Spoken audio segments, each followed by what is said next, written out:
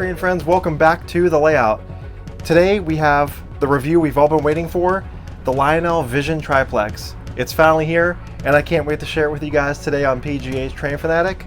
We also have it hooked up to a super vision-like set that I recreated, so we're going to check that out today also. Can't wait to share it with you guys. Thanks so much for watching. Let's get this video going.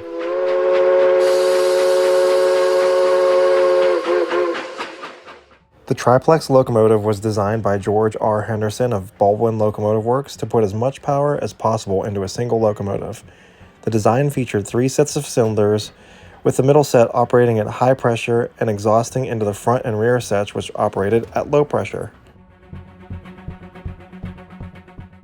Between 1914 and 1916, only 4 triplex locomotives were built, 3 for the Erie Railroad and 1 for the Virginian Railway. The triplexes were unfortunately a failure.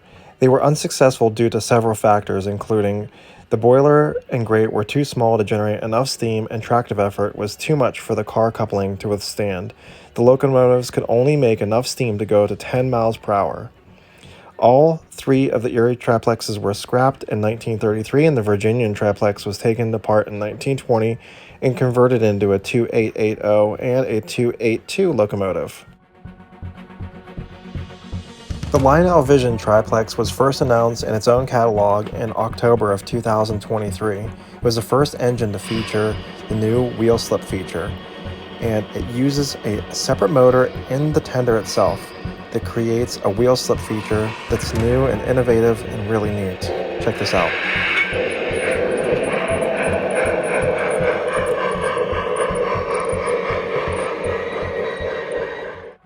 In the catalog, there were several versions of the Erie Triplex available, and as well as the Virginian and a couple other fantasy schemes, including a Halloween that glows in the dark, which was really neat.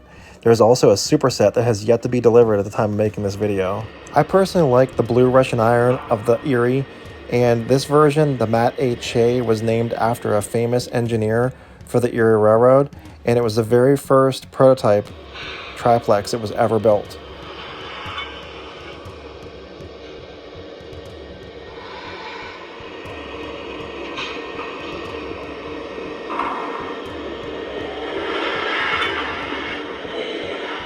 And starting to go over some of the details on this locomotive, you can see the front has a nice scale coupler cup bar, all kinds of details in the handrails. It just looks fantastic. And then on the front of the cylinder heads, I love the silver detail. Keep in mind, these cylinder heads stick out really far, and you may find that this could clip some items on your layout. Up above, you have the marker lights that are bicolored. You can switch between white and green. And there's that fantastic looking LED headlight and the box, all the detail around the front of the boiler. And it does open like so. Let's take a closer look at the headlight. You can see the number board with the 2603 and the number plate on the front of the headlight. And then just check out all those rivet details. And a closer look at those bicolored marker lights. And on the side here, you can see there's really nice legible builder's plates. And again, look at all the molded in details with the rivets and everything. It just looks really good. Of course, this does have a fan-driven smoke unit. All the fluid is loaded through the stack. It also feeds the whistle smoke, which we'll talk about shortly. And then taking a look down at the first set of 8 drive wheels, they look great. There's a nice white rim around the edge of the wheels. They look fantastic. This does have the polished side rods, and it looks pretty good. And I also want to point out the pilot wheels have that white rim around the edge as well.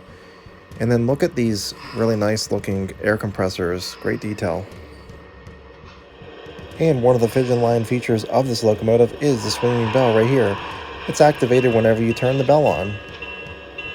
It looks really good, and I love how the string is attached to it. That's the first time we've seen a string attached to a bell on a Vision line locomotive. Really neat. And now for the whistle steam, activated whenever you blow the whistle. It's tough to hear on video, but the sound of the whistle is actually coming out of the boiler.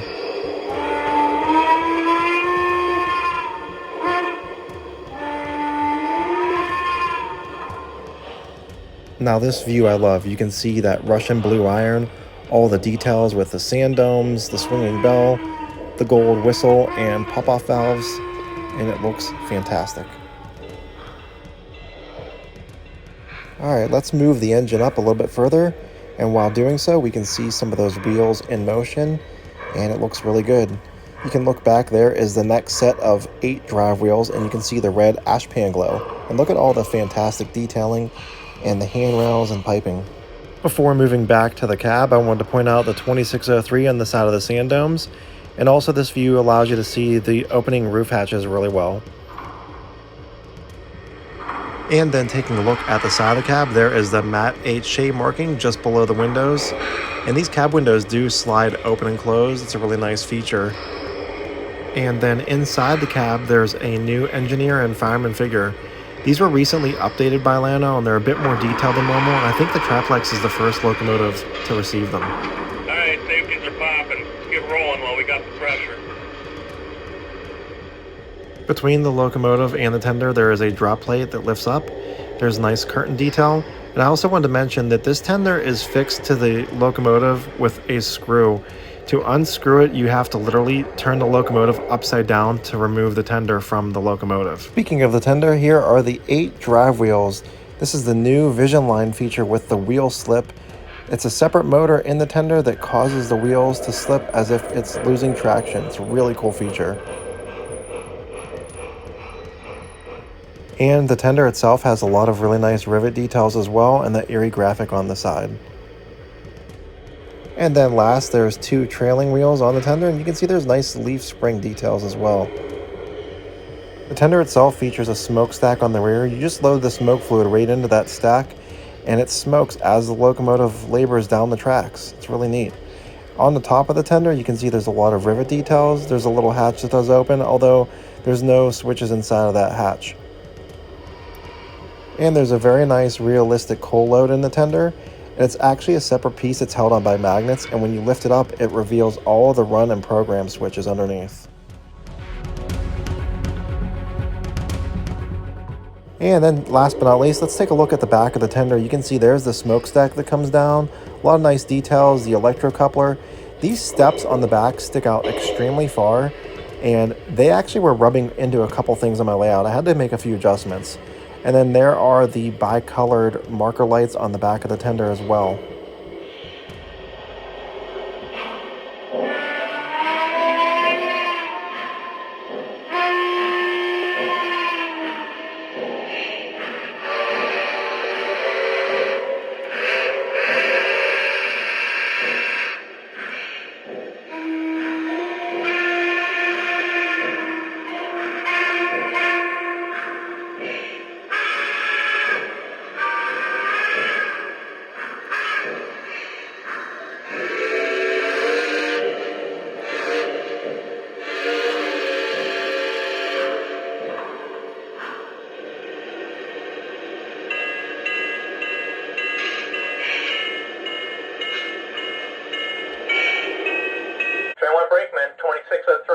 We're showing 90 pounds on the rear of the train. Take out 20 for initial terminal brake test. That's a roger. 20 pound reduction given. Checking for leakage. Out. Roger. Showing 20 pounds. Walking the train. Brakeman out. Make a note on the card. Right bearing on the left drive axle is getting a bit warm. Hey George, can you even see the front end of this thing from there? Once they cut off the hack, we'll slide in behind this extra for the push. Alright, safeties are popping. Let's get rolling while we got the pressure. Dang, that's a lot of wheels. I should have brought more journal wheels.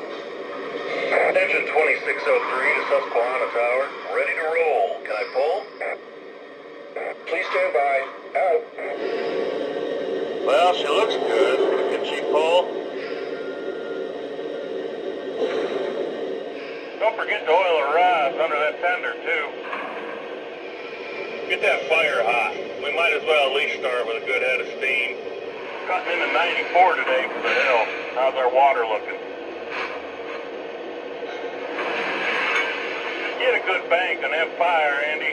This is going to be a heavy shove. Erie 2603 to the dispatcher. Ready to make our pull. Can we get permission to occupy the main? You're cleared outbound. Susquehanna out.